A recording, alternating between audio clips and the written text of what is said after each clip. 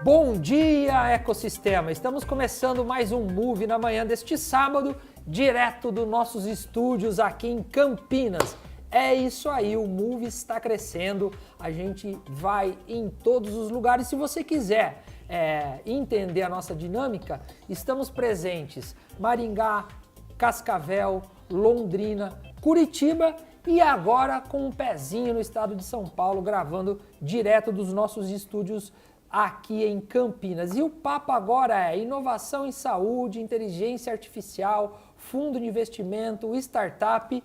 E para contar essa história, eu estou com dois grandes amigos meus aqui, mais dois grandes amigos meus, pessoas referência na nossa área, no setor de saúde. Ali na pontinha, o Matheus Nascimento, que é sócio da Greenrock, um dos principais fundos, se não o principal fundo de investimento em startups da saúde. E aqui do meu lado, mais pertinho, Marco Bego, uma assumidade na área de inovação e trabalha fortemente no setor público. Ele que é diretor executivo do INRAD e do Inova HC, do Hospital das Clínicas da cidade de São Paulo. Matheus, bom dia, bem-vindo ao Move. Bom dia pessoal, tudo bem? Cris, obrigado. Bego, tudo certo? Agradecer aí o convite. Um prazer enorme poder estar falando do que a gente gosta, do que a gente trabalha todo dia aqui, que é inovação e investimento na área de saúde. E a nossa parceria de longa data, só tenho a agradecer. Cris, obrigado. Marco, bom dia, bem-vindo ao Move. Obrigado pelo convite, Cris, como sempre. Gentil nas palavras comigo, Matheus, prazer estar aqui com você, trabalho incrível da Greenrock. Vamos lá, estamos aqui para essa conversa, ansioso para ela começar. Não, é isso aí, já vamos tocar, tá virando conversa de corredor aqui, né? Porque a gente já se conhece há um bom tempo e isso é legal, você poder contar com os amigos, ver os negócios crescerem e mais, nesse meio campo, a gente empurrar o ecossistema, né? Esse é o nosso trabalho, a gente dedica conhecimento, energia, relacionamento para impulsionar o ecossistema. E falando do ecossistema, acho que é importante, eu vou começar pelo Matheus, a gente explicar a Greenrock, qual é o trabalho, né? Porque vai além de ser fundo de investimento, né, Matheus? Isso. A Greenrock, ela começou sendo um fundo montado por médicos para investir em empresas na área de saúde, com uma visão um pouco diferente das empresas de mercado, onde a gente quis montar uma comunidade muito forte de pessoas que gostam de saúde, são da saúde ou viveram saúde, para a gente conseguir alavancar o resultado das nossas investidas. Então a gente tem uma visão muito específica, então são médicos, administradores especializados na área de saúde avaliando as nossas empresas, as empresas que vamos investir, e o intuito é de fazer, obviamente, o melhor resultado com um time especializado. A Greenrock é uma gestora nova de papel, aí cerca de 2 anos, mas a gente está há mais de 7 anos realizando investimentos na área de saúde e aí com grandes parceiros ajudando a gente no dia a dia, como eles estão aqui do meu lado. É isso aí, e parceria é o que move o ecossistema, né? E o setor de saúde é um setor peculiar. Outros setores praticamente rodam só na estrutura privada, mas saúde ela tem aí um alcance de mercado público, né? A gente entende, você que está assistindo a gente, quando a gente fala de saúde, a gente está falando do SUS, do postinho da prefeitura, do governo do estado, da federação, né? Então é um business que tem 80% enraizado no setor público. E a gente vê destacar as boas iniciativas privadas, né? Os grandes hospitais privados. E o Marco está aqui do lado para um exemplo que, na minha opinião, é a referência para o nosso país do setor público, que é o HC, que tem além da excelência em tudo, e eu fiz INCOR na minha especialização, já sou filho do HC, conheço bem a estrutura, né? Foi fantástico quando eu estive lá, mas hoje trabalha a inovação muito fortemente. Queria que você contextualizasse para a gente, né, o trabalho do HC, o esforço que tem em entregar inovação de qualidade para a saúde brasileira. Acho que vai muito ao encontro do que você comentou. Assim, como o HC ele é um hospital público, em São Paulo, que você está ligado muito às empresas, hospitais privados, é um cluster de saúde privada importante também. O que a gente imaginava, assim, que talvez a área pública, com a universidade do lado, um hospital tão grande, os laboratórios que nós temos lá, poderia realmente ser um aglutinador desse ecossistema como um todo e poder ajudar. O que nós fizemos? Assim, nós também criamos um posicionamento do que seria o programa de inovação do Hospital das Clínicas. Então, a ideia nós não gostaríamos de ser advogados de causas. Assim. O que a gente queria era se posicionar, é um termo muito usado em pesquisa, mas a gente tem usado muito como um honest broker nessa estrutura. Então, é alguém que defende o que é melhor para a população, para a ciência, mas ao mesmo tempo entende de negócio e não fica ali só isento, colocando opinião. Né? Ele participa da discussão, participa dos projetos. E a gente imaginava que assim, precisava alguém para trabalhar no início desse processo, né? no early stage ali. Então, nós nos posicionamos também por vocação, né? Para trabalhar, ajudar esse mercado a florescer e buscar as startups, trabalhar nos projetos estruturantes que precisam de mais tempo, diminuir o risco da iniciativa privada para que ela tenha mais oportunidades de investimento. Então, nós começamos a tentar entender esse ecossistema, conectar público e privado, que é o poder de compra do público hoje para uma startup na saúde é fundamental para que ela saia. Criar mecanismos de compra no Estado, então nós acabamos de fazer a primeira compra pública de solução inovadora para o Estado, em saúde, para ajudar esse mercado a florescer. Então, o nosso programa, o programa que nós montamos no Inova HC é isso, ele trabalha projetos estruturantes, trabalha o ecossistema, se posiciona como um conector entre universidade, sociedade e o governo, e também tem um poder de comunicação do que as coisas, com a comunicação adequada para aquilo realmente ter o viés científico e tecnológico. E vem com uma solidez muito forte, né, Matheus? Você que está do outro lado, né? A gente está olhando a startup e tudo mais. Quando ela vem com um selinho Inova HC, muda totalmente de conversa. Não é a garantia, tá, que vai receber dinheiro. A gente, né? Ah, se fosse assim, né? A gente você que acompanha o Move sempre já viu falar aqui, né? Esse é um ambiente que não tem nada garantido, né? O risco é muito grande, mas para o lado do investidor é muito bom saber que passou por um lugar que é a referência, né? Não, perfeito, Gui. Quando na Green Rock principalmente, que a gente olha empresas um pouquinho mais velhas, né? Que a gente chama de pré-série A até pré-série B, são empresas ali que já têm um faturamento de alguns milhões de reais por ano e a gente acaba fazendo cheques um pouquinho maiores, de 5 até 15 milhões de reais. Quando a empresa já passou por um ecossistema, por um grupo forte, como o HC de uma maneira geral, para a gente ele já vem muito bem indicado e ali com o selo de que pode sim ser uma empresa que a gente deve ficar atento, tá? E a gente busca sempre essas parcerias, porque sempre que é indicado é melhor, e isso na vida como um todo, sim, né? Então, sempre que vem uma indicação de um amigo, de um cara que você confia, a gente consegue, com certeza, olhar ali com mais carinho, porque, com certeza, é uma empresa que vai chamar a nossa atenção e a gente deve sim, se preocupar em olhar profundamente, olhar os detalhes, porque pode ser uma excelente oportunidade de investimento.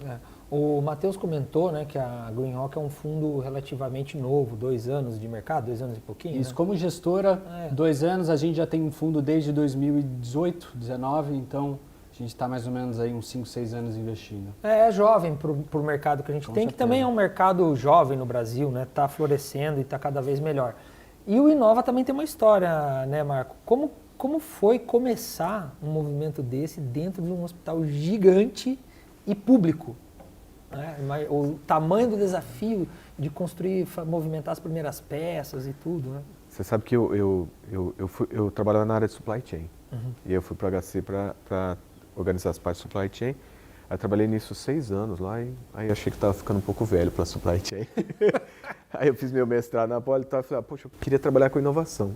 E aí eu pedi demissão do HC, falei com o Tom Zé que eu ia sair e tal, que eu superintendente. E aí o professor Giovanni estava querendo criar essa área de inovação. Então a gente começou lá do nada, assim, transformando primeiro o HC no ICT, aí depois ele falou, e aí o que a gente faz com isso?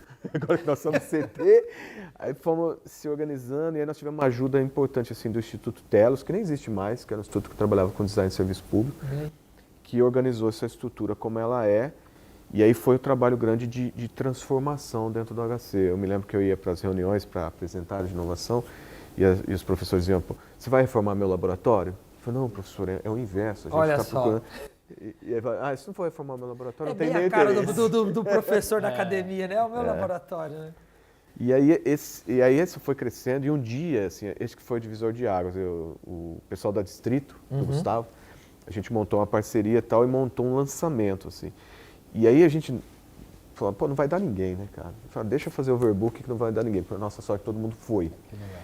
E aí teve a primeira vez que teve fila no HC de gente de terno e gravata. A fila é natural lá. Aí todo mundo falou, pô, nós precisamos estar nisso porque a coisa não dá. E aí a partir daí a gente conseguiu mais parcerias, trabalhar com o governo. E hoje o programa está bem maduro, a gente já tem 7 anos de programa. Movimentamos já por ano milhões. Esse último ano a gente teve um movimento de 80 milhões de reais de inovação, de parceria com empresas, governo e tudo isso.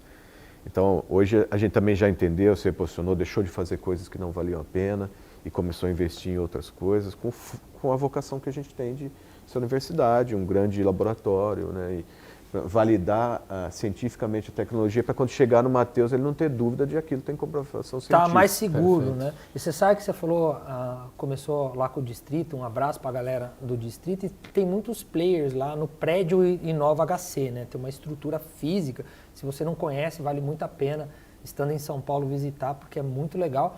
E a querida ABSS, que eu fui presidente, Associação Brasileira de Startups de Saúde, também está lá, né? Tá lá. Abraço para o Bruno Borg, presidente, vai estar com a gente em Londrina, no nosso evento, e você reúne todo mundo ali.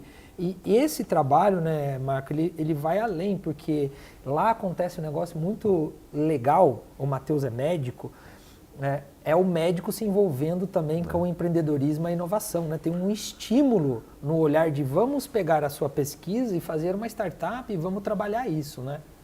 A gente até montou assim, programas, a gente tem programas de fluxo contínuo, que todo ano a gente faz. Um deles é justamente para buscar essa inovação que está lá. Primeiro era só dentro do HC, agora ele é aberto.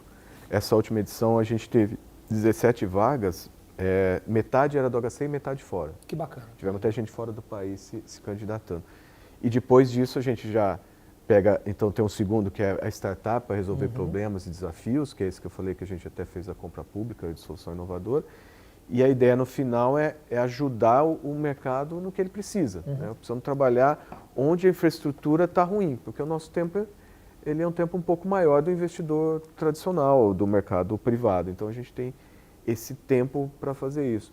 O legal lá dentro do Hub é que hoje a startup pode ter o endereço dela dentro do HC. Ah, que bacana. Isso é uma ajuda importante para o cara que está começando. Né? Então, tem tentado organizar isso. Eu tenho um monte de coisa para perguntar ainda, mas acho que eu vou fazer um break, porque senão eu vou jogar uma pergunta, vai ficar curto para a resposta do Matheus. Na volta, eu quero falar das Deep Techs, né? A gente estava junto lá no Gramado Summit e acabamos batendo um papo sobre isso. E a Green Rock tem tido um olhar bem carinhoso para as Deep Techs, que tem tudo a ver com o que acontece lá no HC. Então, segura aí, pega um cafezinho, a gente volta e na sequência a gente já vai falar das Deep Techs. Se você não sabe o que é, eu te explico na volta. Eu vou e volto já já.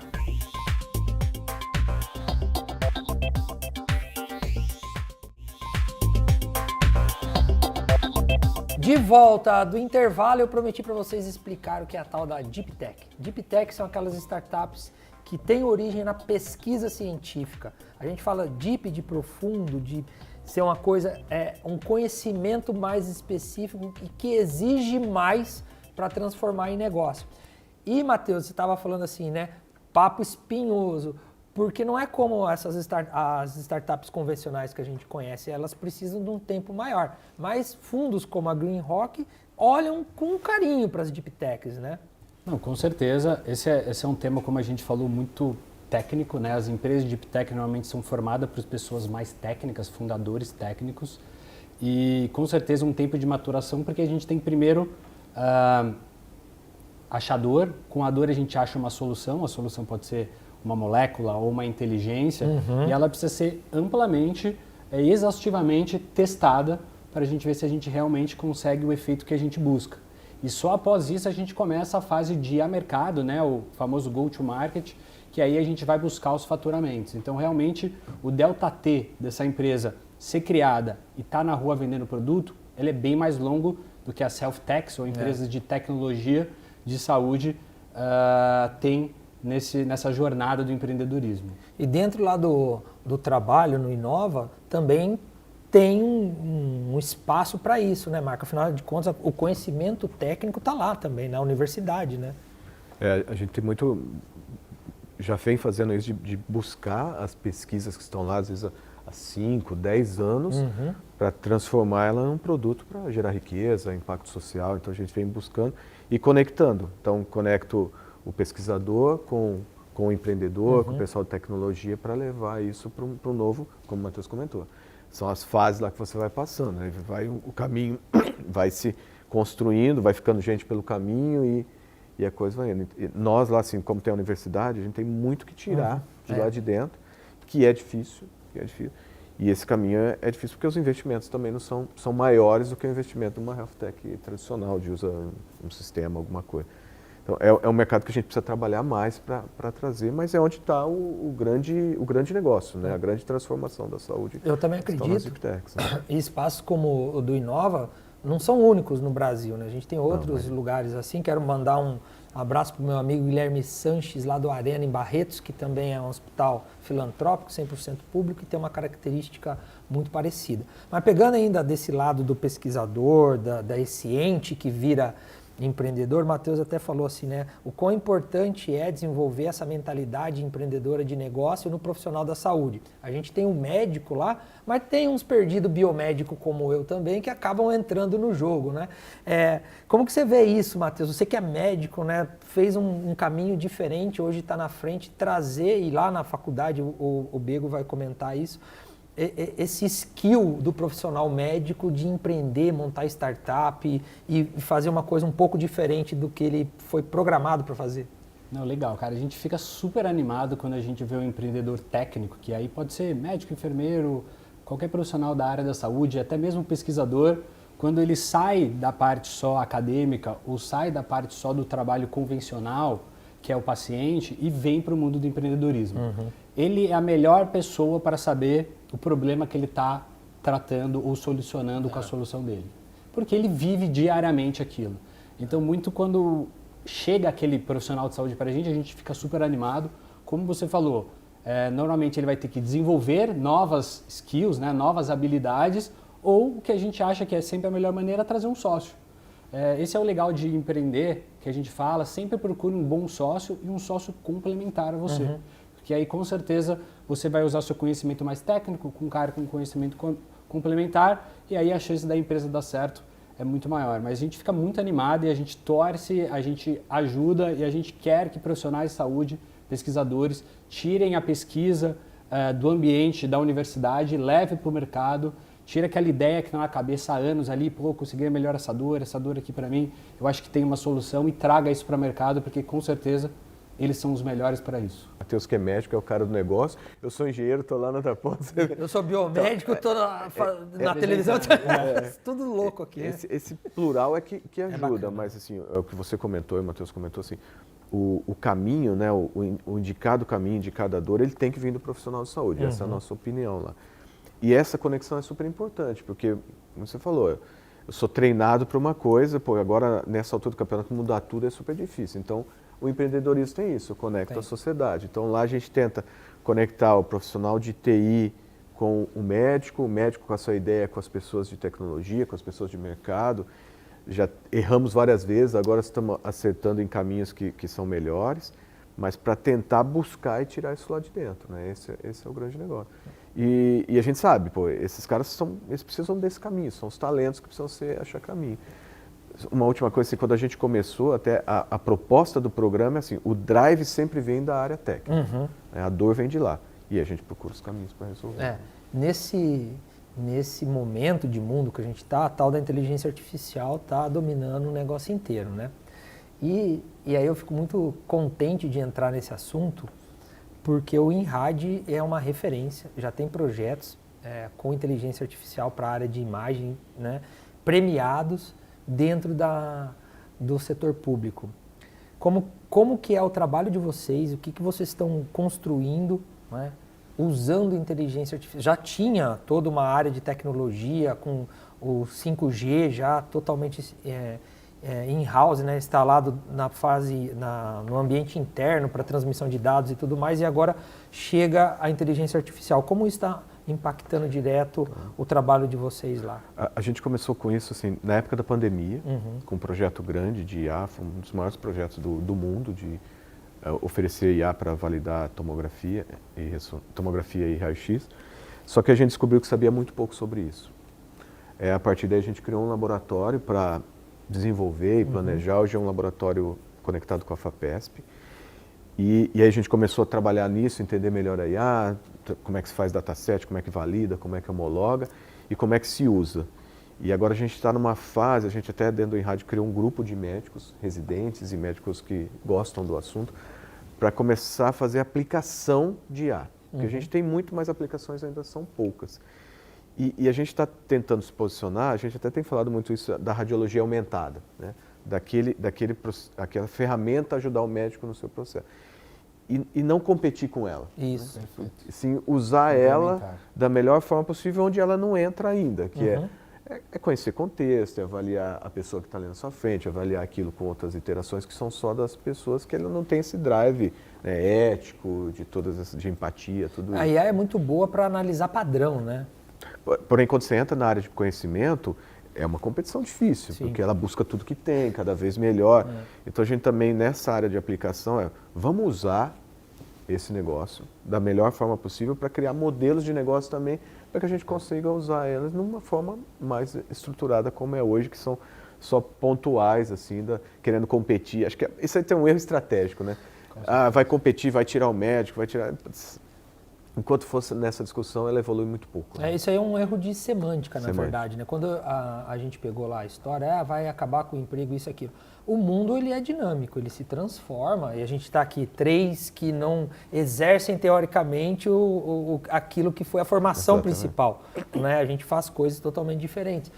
E as pessoas precisam entender isso. E eu concordo contigo, Matheus, acho que também vai concordar, a inteligência artificial é uma ferramenta. Mas, Marco, eu ainda vou esticar um pouquinho com você aqui, depois eu pular no Matheus. Vocês foram premiados num projeto, né, acho que a América Latina, não foi recentemente, da inteligência artificial sendo usada lá no InRádio. Eu queria que você falasse um pouquinho do projeto em si, desse uso e do prêmio, porque é um negócio muito bacana de uma estrutura pública, né? Esses foram 2, assim, a gente foi um de usar IA mesmo no Covid, que a gente fez 50 mil exames usando IA, competindo com o PCR, então isso a gente foi, esse projeto foi premiado aqui, depois a gente mandou para numa parceria com a África para ser usado lá, a Fundação Novartis também levou isso no outro patamar, a gente recebeu alguns prêmios sobre ele. E depois a gente recebeu um prêmio do uso do 5G para organizar essa rede privativa de dados, né? Porque a IA também sem dados, ela também acaba sendo prejudicada. Então a gente andou com as duas frentes, assim. E você sabe que a gente sempre se submete, assim, para premiações, porque o olhar de fora é que te diz se você está no caminho certo, né? E você acaba vai dar um feedback, né? Com certeza. Ô Matheus, e na Green Rock, vocês vem vivendo também os períodos, né? Ela está crescendo nesses momentos de sensibilidade da sociedade. A gente passou a pandemia, aí o foco era a telemedicina. Todo mundo, né? A telemedicina vai tirar o médico de lá, vai substituir tudo, e a gente viu que não era. Agora entra a IA. Vai tirar, não vai. Como que vocês lidam com essa pseudomoda de ferramentas para analisar os projetos? Tem preferência? Ou se a minha solução não tiver IA, mas resolver um problema, tiver uma escala, cara, eu quero isso também. Não, legal. Eu acho que o principal ponto que você trouxe é o mais importante. A IA é uma ferramenta. E como uma ferramenta, às vezes sua empresa não precisa de IA. Então tá tudo bem a sua empresa não ter IA, o fundo de investimento vai olhar, vai avaliar e vai investir na sua empresa. Obviamente, a IA se mostrou uma ferramenta muito boa e que pode alavancar o resultado das empresas. Então, por exemplo, a gente tem uma investida no nosso fundo 2, que ela utiliza a IA como uma ferramenta para auxiliar no seu modelo de negócio. É uma empresa que não é de IA, ela utiliza a IA como uma ferramenta. Então, esse é o modelo que eu acredito, tá? Eu acredito que, como muitos falam que a IA vai roubar empregos, acabar com empregos, ela está gerando novos empregos. Sim. E é assim que o mundo gira, é assim que a roda gira.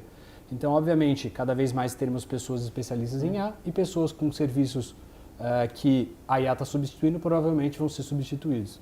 Mas isso é uma visão que, muito longo prazo, eu acho que acredito que o ser humano vai viver junto com a IA, eles vão se complementar e seremos melhores no que a gente faz com ela do que quando a gente não tinha ela.